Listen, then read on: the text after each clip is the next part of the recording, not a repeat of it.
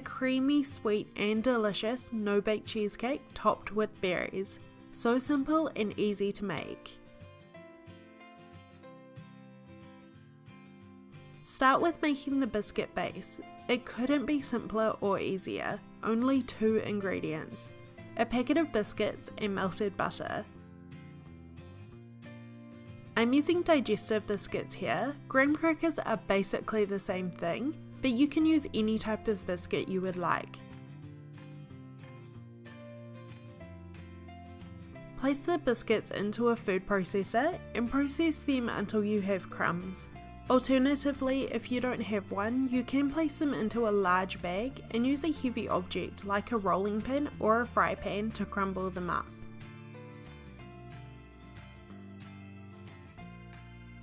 If you would like the full recipe for this berry cheesecake, it will be on my website, as well as the full measurements listed in the information box below.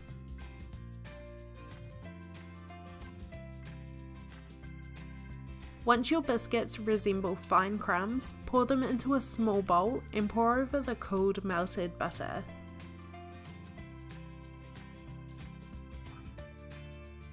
Use a wooden spoon to mix the biscuits and butter together until they are well combined. Pour the biscuit crumbs into a lined cake tin. This makes it so much easier to remove later. And use a spoon to compact the crumbs down. It doesn't have to be perfect. I always find cheesecakes look better rustic, and place it into the fridge to set.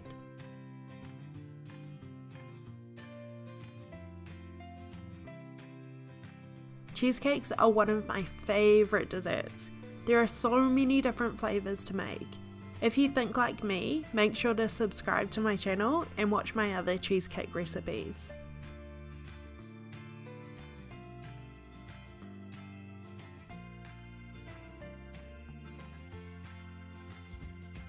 Once the cheesecake base is in the fridge setting, we can start to make the filling. Pour cold cream into a large mixing bowl and using a whisk, beat it until it starts to form soft peaks. Whisking by hand should only take 3 to 4 minutes, but you can use a hand mixer if you would prefer. Using it straight out of the fridge makes it so much easier to whip than at room temperature. Make sure to use cream for whipping. It should be around 30%. It may be called double cream, whipping cream, or heavy cream.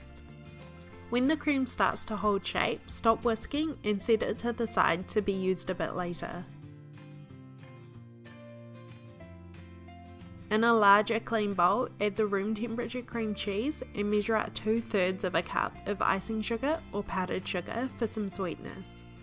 They are both the same thing, just different names. Using a whisk or a wooden spoon, beat the cream cheese and sugar together until there are no longer any lumps and they are well combined.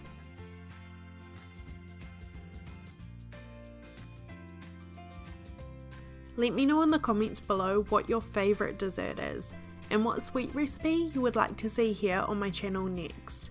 If you're a fan of waffles for breakfast or dessert, make sure to be subscribed as they'll be coming up soon. The berry flavour is in the topping of the cheesecake, so to flavour the filling I'm using the zest and juice from a medium sized lemon. Make sure to choose a lemon with a very bright yellow shade, and using a handheld microplane zest the skin. You just want the yellow, make sure not to get any of the white underneath, as this is what makes the zest have a bitter flavour. Use a knife to cut the lemon in half and squeeze the juice from each side over the mixing bowl, catching the pips with your hand. Use the whisk to mix the zest and juice until well combined.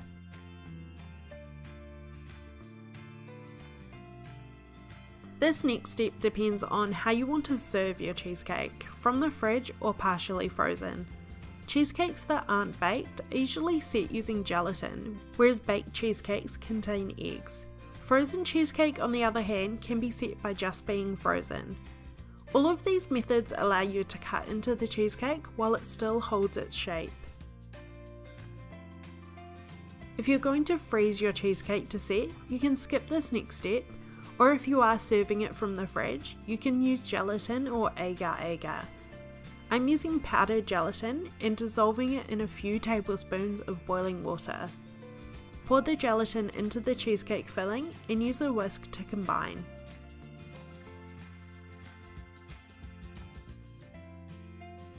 Lastly, add the whipped cream and fold the cheesecake filling together until everything is perfectly combined.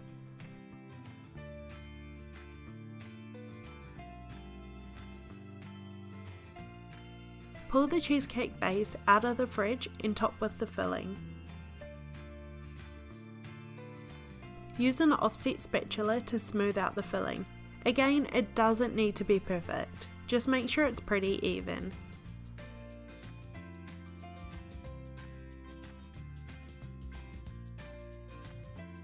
Place the cheesecake back into the fridge to set for a few hours before making the topping.